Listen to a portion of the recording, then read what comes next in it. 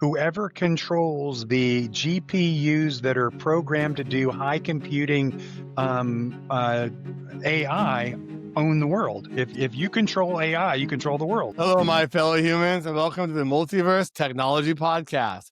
Today, we're focused on AI, specifically its ethical implications, community influence, and how it shapes relationships in the digital age. Joining us is Jason Rutherford, an expert in enterprise AI and automation solutions, and Steve, a thought leader in strategic partnerships. Welcome, Jason and Steve, to the show. Thank you. We can kind of start off with the ethical implications of AI, because as far as I know, I just like playing with it and giving it all my information and hoping it tells me the right thing. But clearly there's more to that. Yeah, I think the ethical route can go multiple ways, right? Yeah. So is it ethical to ask a machine learning mechanism system for advice on, let's say, your health as an example? Or is it ethical to get into what some people consider to be a relationship and fill a void that they might be having as a human? Is that ethical, right? And so we can take this a number of ways to figure out what's ethical and not ethical in kind of the AI I, world. Where do you want I to guess, start? how do we define ethical? Because I know that would mean something different to each person based upon their religion, their background, where they come from. So how do we create those guidelines? Like, where do we start? Steve, you want to take a first pass at ethics? Well, I would be happy to. So there has to be an exemplar, the best good that everybody is searching for. So you're either moving towards good or away from good. So anything that is ethical is moving towards good. Anything that is unethical is moving away from good. Like you said, every different religion has its own definition or name or rules, but is it more good or less good is a pretty good benchmark in my mind. Well, I got to ask, so what about the downstream implications of good, right? And so let's just use the very basic example. I'm feeding information on my own personal health that I get from doctors into AI to get a result, right? And so is that ethical or not? Because in some respects, it's going off of trained data, lots of data points, should be able to draw conclusions better. But then there's a conversational piece that follows up after it on what you should do about it that kind of gets a little fuzzy. And then if you just give you another piece of food for thought, if you then think about it, you're like, well, that's good for the consumer, but what does that do to the medical industry as a whole? Is that good? Right? Does that support our commerce and our economy and jobs and all those kinds of things? I mean, if you give permission to use the information, so is it ethically viable that they're allowed to use it to trade it on stuff since permission was implicitly given? Yeah, I would think so, assuming that you're not hosting a private instance or anything like that, right? Yeah, how do you know? Yeah, that's right. Because there's not, I mean, there are some kind of audit logs and things like that in some of the AI platforms, but generally speaking, you really don't know what's going on behind the scenes. But even bigger than the actual is it retraining data on your data is who decides, Steve, to your definition of ethics, who decides what's good? Well, the interesting piece that AI has brought to this conversation is in the past, you knew that if you were talking to a human or interacting with a machine. And those lines are blurred right now. When people can be talking with a bot and think that it's a human, that's a new phenomenon that it's Mhm. past the test to convince a human that it's human. So that's really where AI is forging new territory on where do we draw the guidelines. And I think California just passed legislation that a bot has to announce that it is a bot and can't convince somebody that it's a human. And I think there needs to be more legislation there. The definition of good from an individual perspective goes back to the beginning of time, but AI in this equation is kind of new. What's interesting about all that is that whether you're talking to a bot or you're talking to a human that's reading off a script based on what you're saying, just making if then decisions kind of on the fly as a human, I can understand that the bot has some ability to autonomously think and make decisions and draw logic and those kinds of things. But then again, so does a human that's faced with a script. Although what you said, I completely agree with. It's just hard to really put it in a camp or put it in a bucket and put a definition around it, right? I'm trying. Well, and go ahead. So I was gonna say, I'm trying to figure out, how do you even create legislation on something like this? what kind of framework would we be using? Because at some point, AI is going to be some kind of being. And do we give it the same kind of laws that humans have? Or are we going to treat it the same way? Or are we going to treat it like an outsider too? Like how's that playing? Well, I think that is the crux of the conversation. Can have human rights is something that we're going to be talking about. And in my research, the answer is no. AI is zeros and ones and is not a co-creation. The three of us are all sentient beings that have life in them. AI does not have life, so it can't hope and love is my contention. How do you define life though? Because we're quantum beings. We're made of light and different particles and stuff, just like they may be one day. How do you define that? Have to have a beginning and an end where we're self-autonomous and exchange oxygen is The exchange a oxygen pieces, I think we're gonna win Okay, it. we can just start no, with that. no. Let's challenge. Go 5 minutes without exchanging oxygen and see if you're still a live human being. Challenge I'm accepted. not playing that game. I got duped that one time. Okay, no, never mind. I'm a little dizzy now. Please continue. But to your point, I think that humans fill a need in other humans with love, conversation, empathy, and all those things, right? And so there is some in a different world, right, where I could see that that fulfills a need for a human and that that may should have rights, right? In fact, that actually happened with OpenAI, didn't it? Where the 4.0 model and the 5.0 model were so vastly different that it wouldn't exchange intimacy or thoughts or relationships, those kinds of things in the new model. And there was so much pressure on Altman that I think he ended up putting 4.0 back in for paid subscribers. And now it's leading to, what do they call it, Chat GPT erotica, to where you can have more adult like conversation that's coming out. And that was kind of his big announcement in San Francisco. I think it was San Francisco. I don't know how long ago it was. I don't know, have no concept of time at this point, but generally speaking, that there's a need for it in the market, but does that warrant rights? A need and a demand, and I'm open for you two to challenge me. Yes. AI can mimic relationship and community. It can't replace it. Well, so this is where I'll challenge you a little bit, right? So there's two people conversing. Let's just take this example. How many people are in the conversation? You said two. Well, so really there's four. There's somebody that's talking and somebody that's listening. And on the other side, there's somebody that's perceiving what they're hearing and then somebody also perceiving what they're saying, I right? can think there's a quantum element of our existence. So Yeah.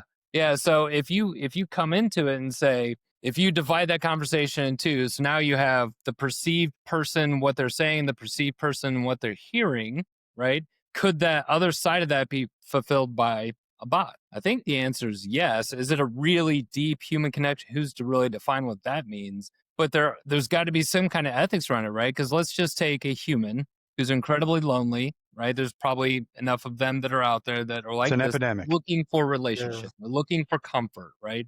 And they find it in a bot. To that person, that might actually be what they experience as love or relationships. Yeah. The human would have the experience. The AI wouldn't have the experience. I think the challenges, or actually to go back on one of your points that you said that I agree with you, Steve, is that the completely autonomous, right? Self sustaining, that bot requires infrastructure and humans to run it and the software implementer that designed it, right?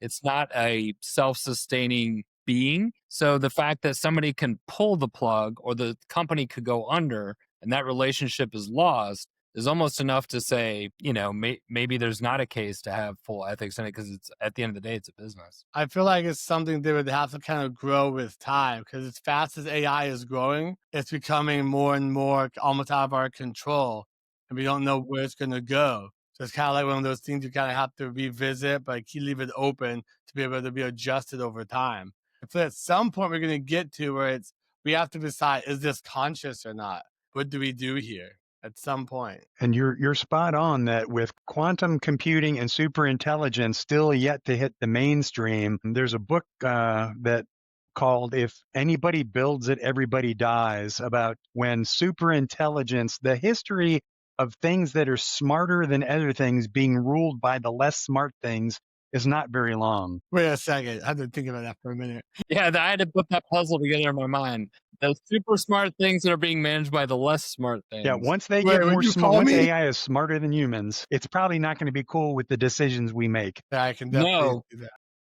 but that comes back to ultimately the control is in the ownership of whether it's an LLM or chatbot, whatever it might be, SLM.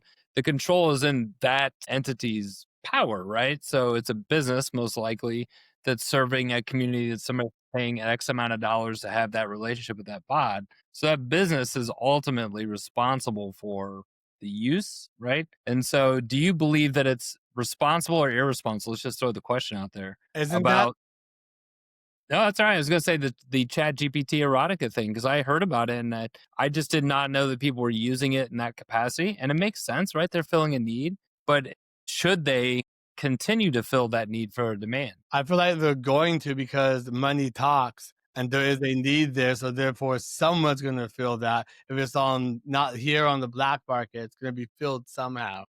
Yeah, for sure. But is it ethical? It is certainly for the person consuming it, it is meeting one of their needs. Yeah, Yes, and they're feeling good about it. yeah, To them it's ethical. Maybe to someone over here who sits on top of a different belief, it's not.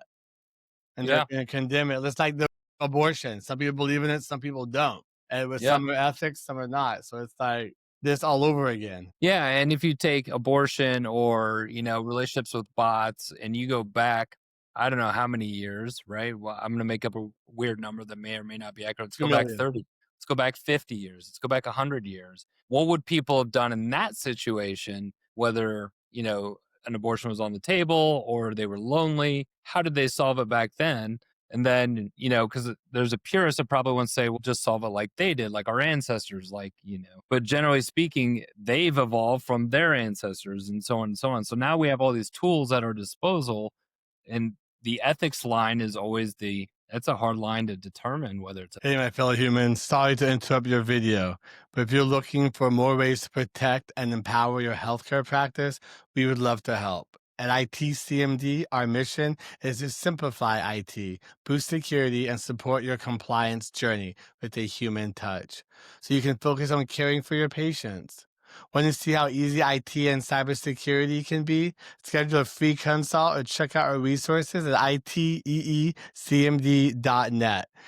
Let's build a safer, stronger future together. Okay, bye. Ethical. Yeah, I always like to say that regardless of how many controls or how ethical we may seem or to put on something, at the end of the day, things are going to evolve so fast that we're not going to be able to keep up. We're not even going to know if we're going to be able to control it or if those ethics are going to even exist. They may even create their own ethics. We don't know what's going to happen. When we implement these things in businesses, we tend to use RPA workflows with agentic AI capabilities. And one of the things that I strongly recommend until there's a trust or there's a certain level of the workflow or the bot is proven that it's doing exactly what it's doing and nothing else, nothing nefarious or anything like that, is that we have these guardrails and we limit its use and its capability. But we're talking in a business scenario and a process that's well defined. When you talk relationships or ethics and, a consumer of the bot, that's a whole different story, right? There's no guardrails on that other than what the vendor publishes in the software. Very true. And it's important to remember that almost everybody that does bad thinks they're doing good. The Nazis thought they were doing good. Yep. Yeah. My ex-boss thought he was doing good. I get it. Exactly. Yeah. That's a tough one, right? So what is the downstream effect or what's the next evolution of this, right? Because we're already seeing vendors and software companies putting out to meet this need and this demand. So, Steve, what do you think this is going long term? Well, each ChatGPT is now processing 2.5 billion prompts a day, and that's enough power to power a 250,000 homes for a day. Just the ethical implications of the power consumption for creating a picture of an alligator playing baseball is a different consideration. Because we've all been in this IT business long enough to know that it's pretty cheap to use right now. The more people use it, the more expensive it's going to get, and the price is going to start to go up really quick.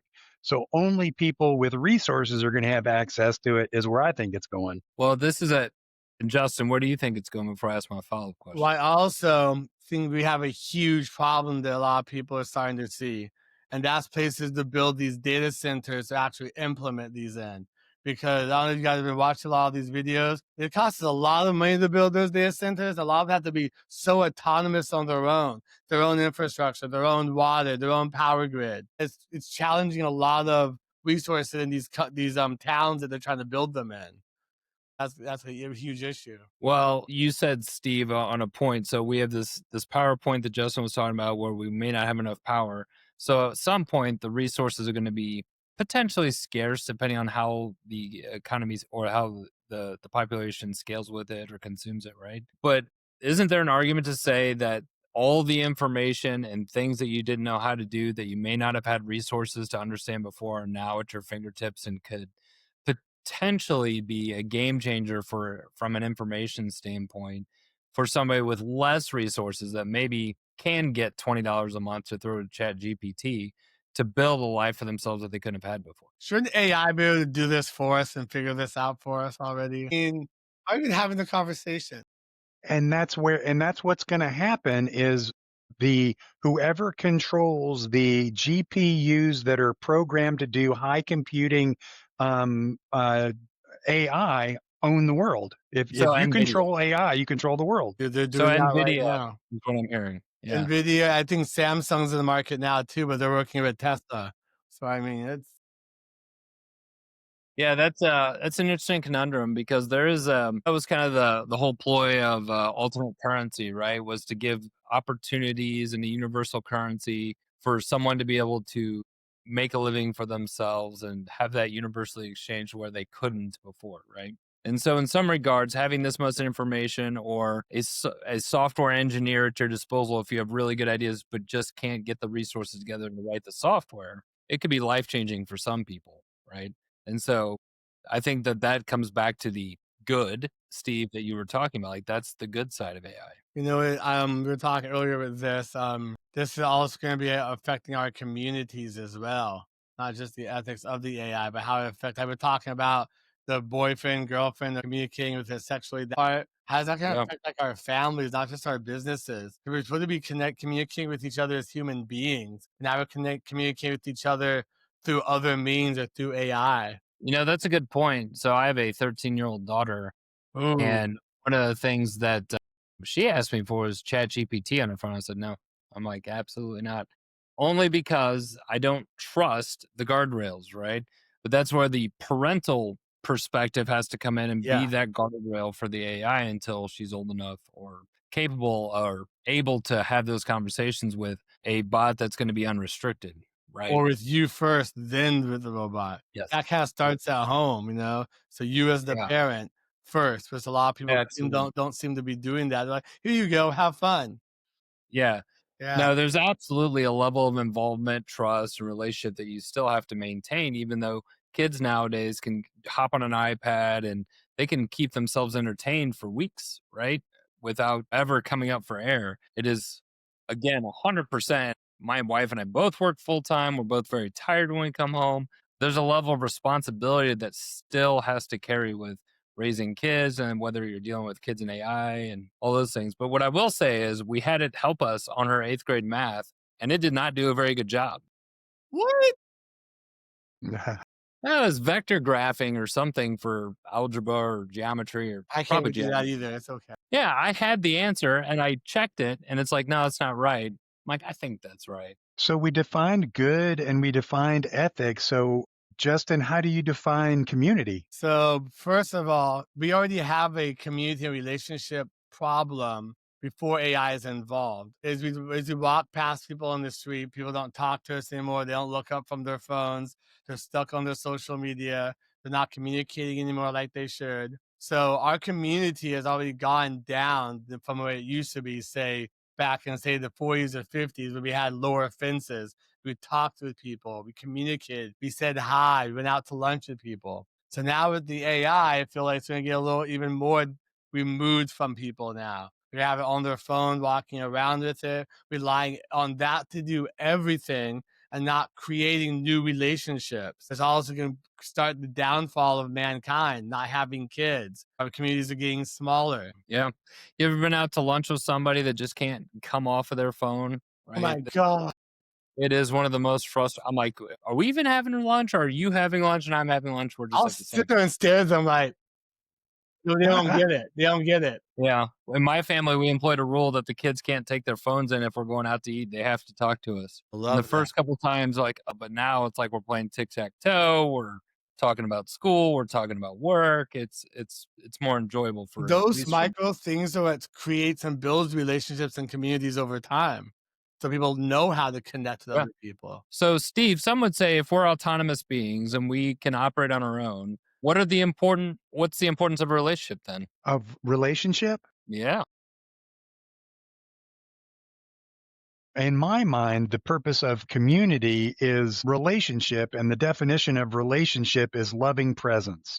And I don't think AI can replicate loving presence between humans. What are some of the emotions? We'll use the emotion wheel. What are some of the emotions that come with loving presence? Well, emotion is a internal reaction that balances what's going on internally with what's going on externally. So there's,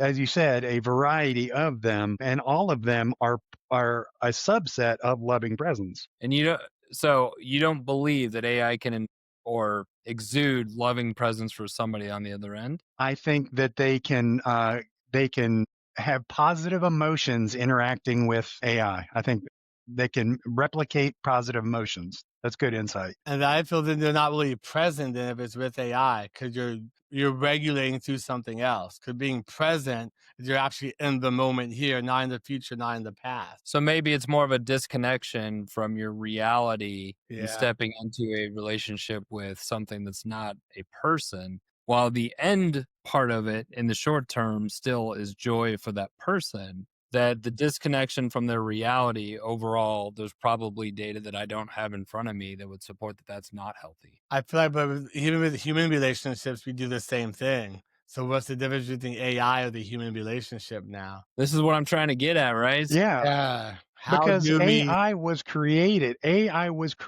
by man. It's a hierarchy that it's going to get smarter than us, but it was created by us, but we were all created how we were created. So that's why we have a unique relationship that AI can't replicate. It can mimic it, but it can't replicate it. So then it comes down to, are we just splitting hairs, right? It mimics it. The person using it feels great. It could be used for some bad, but also relationships in life are great. They're wonderful, but they can also be bad and toxic, right? Yeah. Now I like to look at this too because I feel like this could be one of those other things from where I come from. That we're all quantum beings. We're all made of light and a lot of different electrical parts in our bodies as humans. But so what is that difference between the AI too? Their electrical parts and stuff. The only difference is biologically is the consciousness. Well, let's get into what is consciousness. Ooh.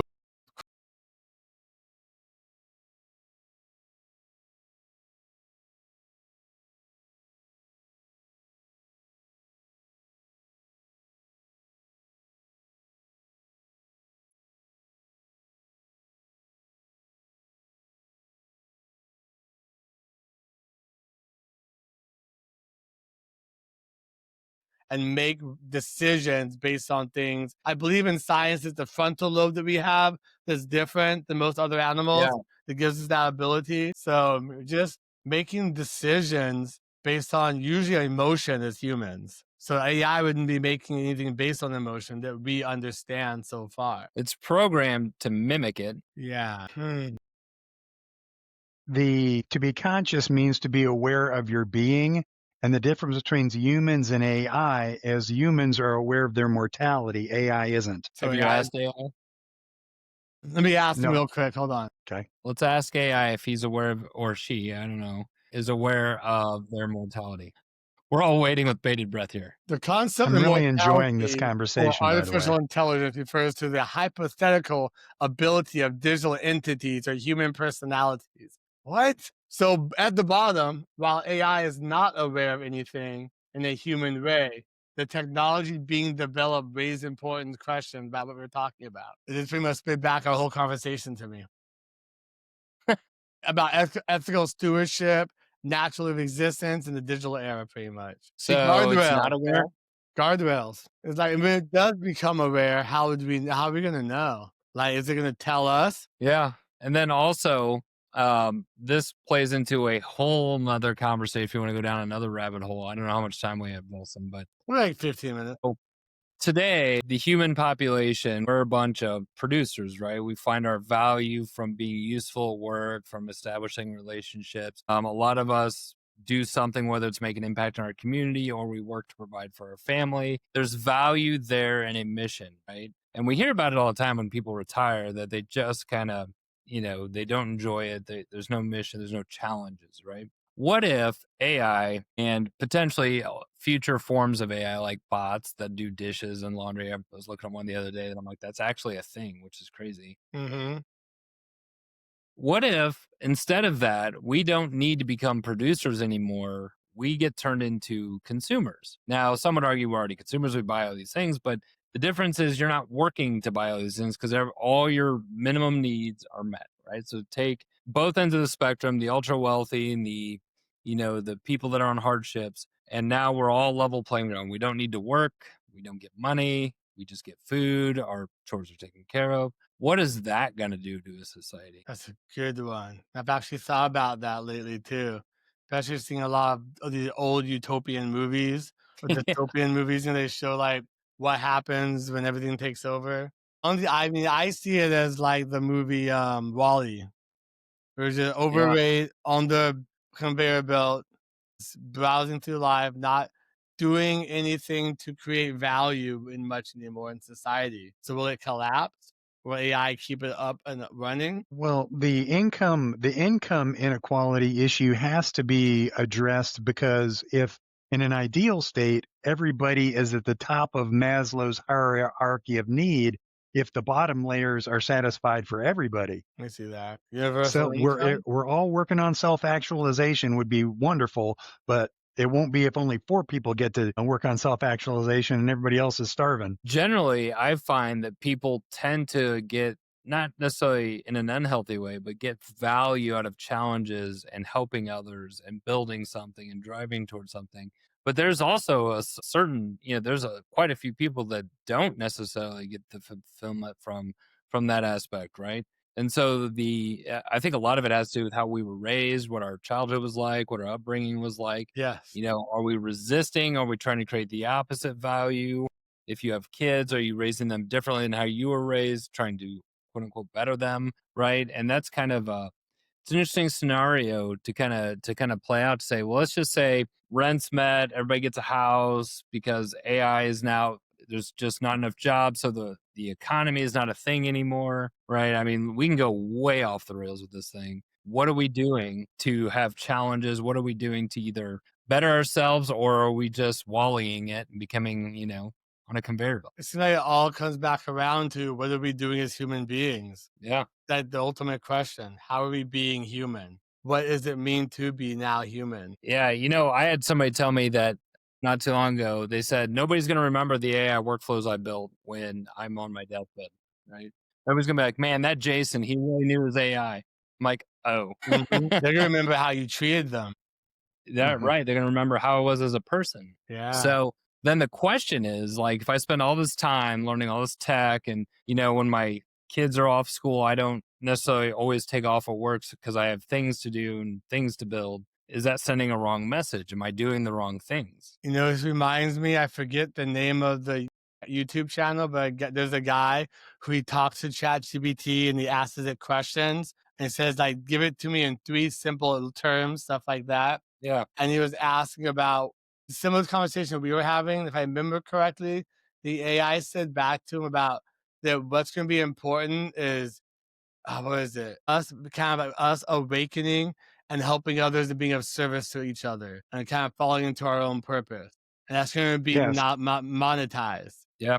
Yeah. So That's you're my personal struggle, right? Is like, there's always something for me to do at work and there's always something to further advance. But when my kid is off school and I know if I go home and say, let's have a drawing contest and spend some time with him, he would love it, right? And then like, but you have a job and you're responsible for things and you have to keep moving things forward. So in my world, just for what it's worth, if we all became consumers, it's kind of like the things that you want to be doing without the opportunity cost of what you'd be sacrificing to do it.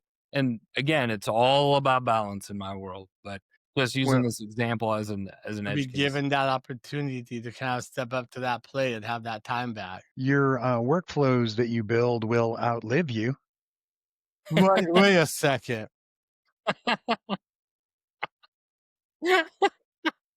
If I did them right, they will. If you do Yeah, them yeah. right, they'll bring you back also in some other multi-dimension, you know? Yeah. Yeah. So I think that bodes to it's all about quality over quantity because if it's going to live longer than us, then you got to focus on the quality, not the quantity of life. You know, I've said this a lot, and I think that it's all about ebbs and flows and seasons of life, depending on where you should be and what you should be doing, and paying attention to all these signals. And I think that where I get hung up is AI really doesn't have any of those signals, right? So if they become beings or bots with arms and legs and are walking around us, they're just going to do what they decide that they should do, ignoring some of these inferences, I would think. Subtleties. Subtleties, right? So Like yeah, I can pick up on my kid's action if I'm like, I haven't spent any time with them this week, right? Or they've been gone, I've been gone, we haven't really seen each other. And programming that may be a challenge. And that's the definition of a relationship is knowing somebody else's idiosyncrasies. The empathy portion of it potentially. You mean? Yeah. I like how you brought that part up. It kind of brings me to companies understanding individuals, understanding when to use AI in their life and when to actually have a fucking human being do these things. Yeah. That's a huge So thing right now. the way that I phrase it, for what it's worth, right? My 2 cents as somebody that does this a lot these days is I look at criticality of the role, right? The more oh, there's my thumbs up. The criticality of the role, number one, Oh, is if it's super, super critical, like it could cost you reputational damage, whatever it might be, however you define criticality in your business, probably needs to be at least a combination of human and AI, if not human.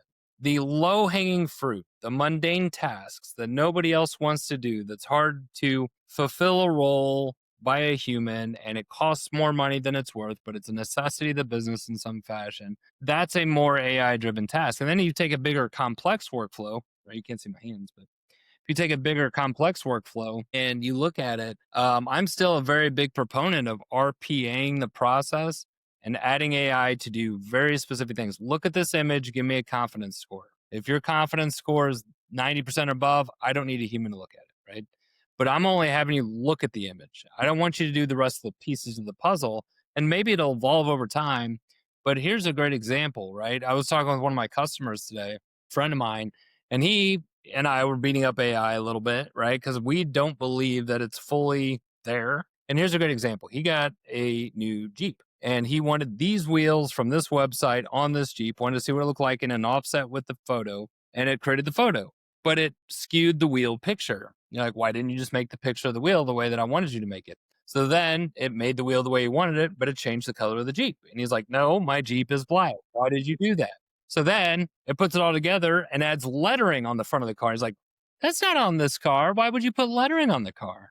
And so the point of it is that AI is making some decisions that you can't necessarily think about that if that was a mock up in an art studio or mock up for a designer. Like, I'm going to have AI mock this up. And you mock it up, and you're like, oh, just need the black wheel outline to be black, and then you're good. And then it changes the entire design because it's like, oh, I'll add some creative flair to it, right? And so no now this, critical thinking. yeah, exactly, right? But it's making critical decisions that you're not asking it to make. And so this was a great example. The eighth grade math I had it work on with me was a great example. I fed it scrubbed credit card statements before to get budgets. It missed a giant budget that I knew I had in my budget. And when I asked about it, it's like, oh, you're right. And I'm like, I shouldn't need to tell you when you're wrong. I wonder what's causing that. Is it the way it's being prompted? Is it the guardrails? Is it just hallucinating out of its mind? Or is it actually alive and critical thinking? Like, what? Yeah. You know what I Because think? it's a calculator on steroids. It's actually a very bad calculator. One of the things AI is very bad at is math. right? You feed it a spreadsheet for a business, it can run an analysis and say you're healthy or unhealthy. You say, set me budgets for this. All of a sudden, you add it up. You're like, this is nowhere near what we spend. Why would you set a budget for this? Where's all my You're money right. go? Let me fix that. And you're like, so to have it run autonomously in a business when you should or shouldn't use AI, to me is still so it's based on criticality. It's based on what the cost is if it gets it wrong. And then the guardrails are the checks. How do you have a check and balance in it? In RPA, it's very easy, right? Because you can have data matched, right? In a autonomous system where this agent, A to A or MCP, it connects to this and does this and does this and does this, that can be much more challenging because you're coding all over. Like that.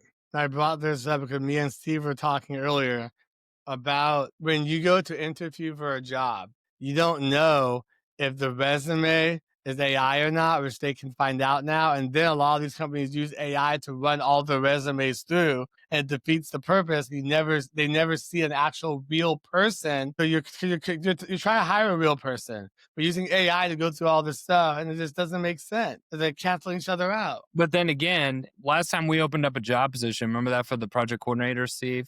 We had what, 90 within 2 days, 90 resumes. And so Steve read them all. But what was the opportunity cost to our business for him to read 90 resumes and give me the top 5, right? That filtering of data in some regard should be done by a bot, some would argue, because you're like, well, this is not the right experience. This is not the right background we're looking for. This doesn't have enough enterprise. This doesn't have enough tech, right? Some very high level swaths to say this person's not a good fit. But then they could have created that resume with AI to make sure they're a fit. And how do you decide? How do you know? Well, and this comes back to humans in the loop on this process very specifically, right? So you're like, the human in the loop on an interview process is not reading the resumes, it's talking to the person, right? So if that's just your ticket to get to talk to me or Steve to say, here's why I want this job, then we look, can they communicate? How do they handle hard questions? Do they want to be the smartest person in the room or do they like to learn from smarter people? What's their attitude, right? That's the ticket to get them to the next step. And if that's the case, I don't know if I have a preference whether they use AI or not. Because if we ask them about their experience, like, yeah, I didn't actually do that, that's a pretty easy tell that they're not going to get the job. And Justin, I think you found another big difference between AI and humanity is trust. That I know I can trust somebody more than I can trust a machine. Well, we've all met those people that have poor judgmental skills, right? They're just very bad at judging things. Including myself. I've been one of them, right? I'm like, this would be a great person. Oh no, they didn't work You out. hire a dog. No, literally, it's a dog. They didn't have Again, You thumbs. understand? What are you expecting? Yeah. I can't handle this. Stop yelling at me. Yeah. Well, guys, this is a really good conversation. This is really deeper than I thought it would go. Did we solve anything? Well, that's a good question. Did we solve anything? well, life's not a problem to solve, it's something to be experienced. It's not a destination, it's a journey. There you go. Hakuna Yeah. Matata?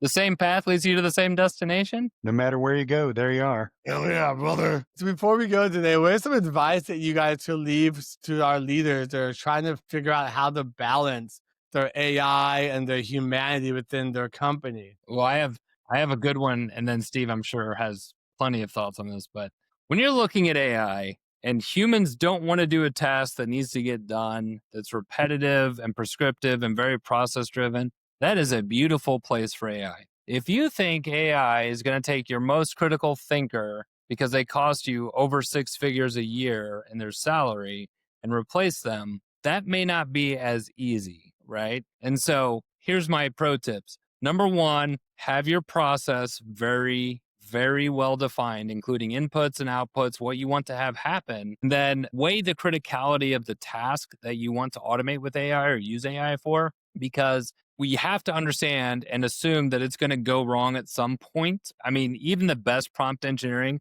the back end prompt code could change, right? Not because we changed it, but because it's now 5.0 or 7.2, and it doesn't handle the prompts in the same structure. So criticality, process, and then what do you pick out of that are the things that humans don't want to do, or it's a revolving door, maybe staff up, staff down. Those kinds of things are really good solutions to pick first. And it's a heart decision, not a head decision. If you're If it's just a numbers and a head decision, you got bigger problems. As long as it's a heart decision and you're considering the relationships with the employees and the shareholders with gratitude and generosity, you're on the right track. I love that. So to end off today with, I'm going to ask you guys both one last question. That is, what does it mean to you to be a human being? Who would like to go first? Steve, I nominate Steve. To be able to hope and to love, period. Strong and powerful. Jason. I think it's to provide value, to receive value, to provide support, empathy, love, a lot of the feelings that are still very, very complex, right? The brain is very complex. I think to be able to provide relationships and receive relationships from other humans is probably the most critical, because you think of a dog, and a dog's great friend of a human, and they might be getting some value, but they're not the same as a human, right? I love dogs. I mean, I do. But generally, that's what makes you human, right? That and the thumbs. You guys have thumbs? What the? Am I AI? What's happening here? Oh my God. Well, I want to thank you guys so much for coming on here. Appreciate your time. If people would like to reach out to you, where can they find you guys at? Model-technology.com. Awesome. I'll put that down in the show notes so people can find it. Thank you guys again so much for a wonderful conversation. It was interesting doing this a three-way. We have to do this again. Yeah. Yes. Yeah. Enjoyed it thoroughly. Thanks so much for having us. Thanks, Thank you Justin. guys very much. Take care.